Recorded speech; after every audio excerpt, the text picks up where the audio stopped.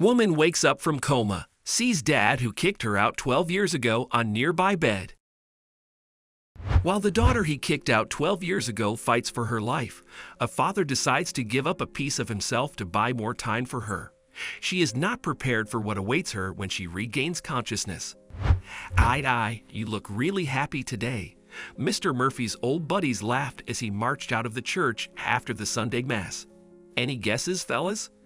"I am going home to tell my wife to get ready to send our eldest daughter, Rebecca, away." "Send Rebecca away?" "Yup. I just met an old friend whose son is seeking a bride. He joked about us going from just friends to relatives. I thought it was an amazing idea. I'm running late, pals.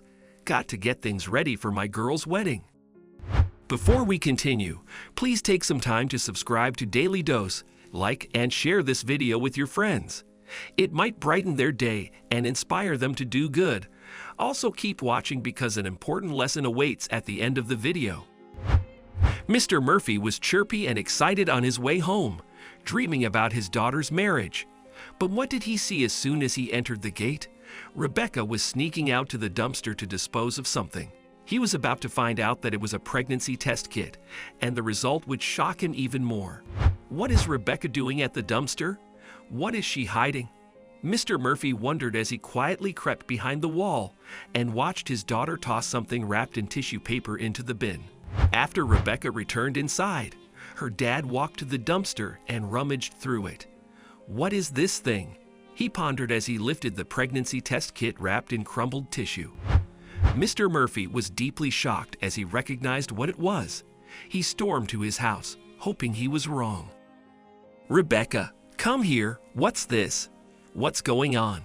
Rebecca turned pale and speechless after seeing the pregnancy test in her dad's hand. "Dad, I wanted to tell you. I am sorry. It was an accident during my camp with my friends." "What the hell? Are you pregnant?" Rebecca's silence answered Mr. Murphy's question. His whole world crumbled under his feet, and he was startled beyond belief. "You are such a disgrace to the family. How could you do this to me? How will I face everyone? People will mock me at the church. What kind of a daughter have you raised? They will laugh." Mr. Murphy furiously marched to Rebecca's room and returned moments later with her belongings. "Get out of my house. Don't ever come back. You don't exist for me." He hurled her suitcase and booted her out without thinking further. "Dad, please allow me to explain." Mr. Murphy slammed the door in Rebecca's face, shutting her out of his life forever. But where would poor Rebecca go? She knew nobody, and her family was her only support. Now, even they had abandoned her. Rebecca's pregnancy was the bitter outcome of a one-night stand with a stranger she met at the camp. They parted ways, assuming everything was done and dusted. Unfortunately, her pregnancy symbolized her mistake, which could not be undone because it was too late. Mr. Murphy ousted Rebecca on a cold night to fend for herself and the little life growing inside her. What would happen to this poor mom to be alone out in the cruel world? But it was the least of her father's concerns. Months passed, and 23-year-old Rebecca welcomed a beautiful baby boy. She lived in a homeless shelter for some time and made friends who referred her for a job in a paint factory. Rebecca shuttled between work and raising her son John. 12 years flew by, and she devoted her life to giving her son a promising future. They moved to a trailer, and their world seemed small and cozy, but not for long, as a storm was on its way. Rebecca's race against time to raise her son and give him a happy life had cost her her health. Due to exposure to harsh chemicals in the paint factory, Rebecca's liver slowly started to fail. She did not sense what was happening inside her body until she fell unconscious on the factory premises while working a second shift one day. 911, what's your emergency?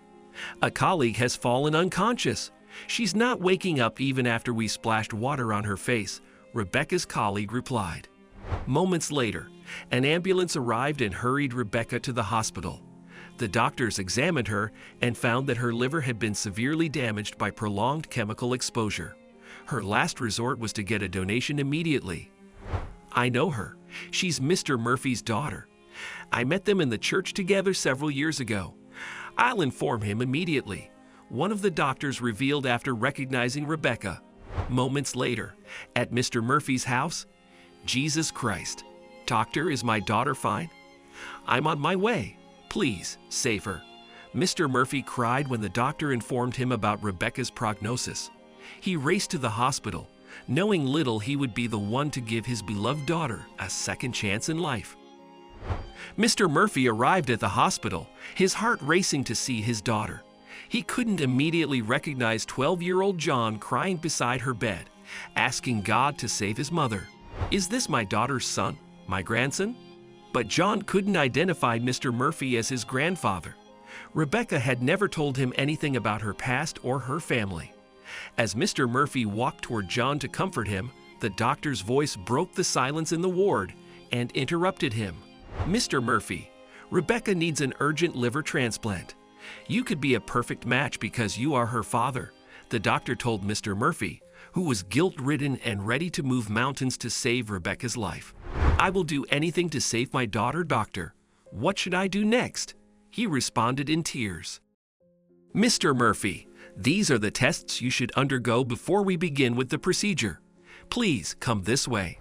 The tests came back positive, and Mr. Murphy was told he was healthy for organ donation. Soon, the operation was underway, and after 28 hours, Rebecca regained consciousness.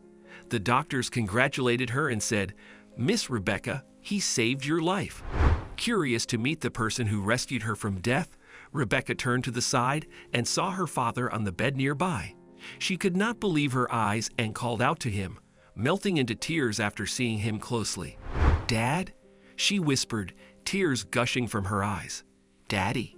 Mr. Murphy regained consciousness and turned around. He was delighted to see his daughter alive and away from the clutch of death.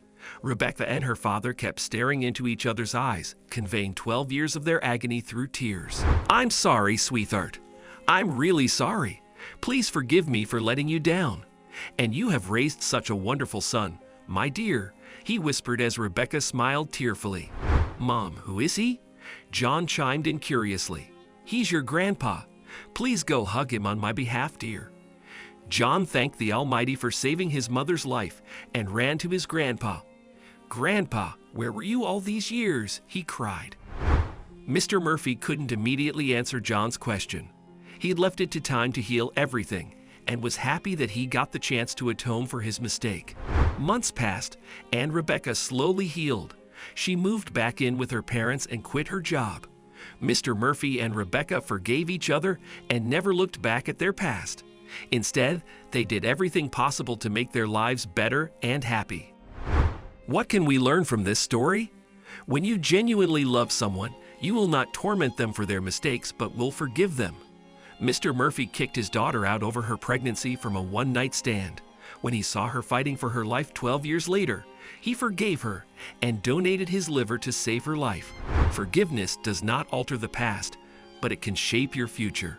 When Mr. Murphy and Rebecca met 12 years later, they did not fight over their past. Instead, they forgave each other and moved on toward a better future.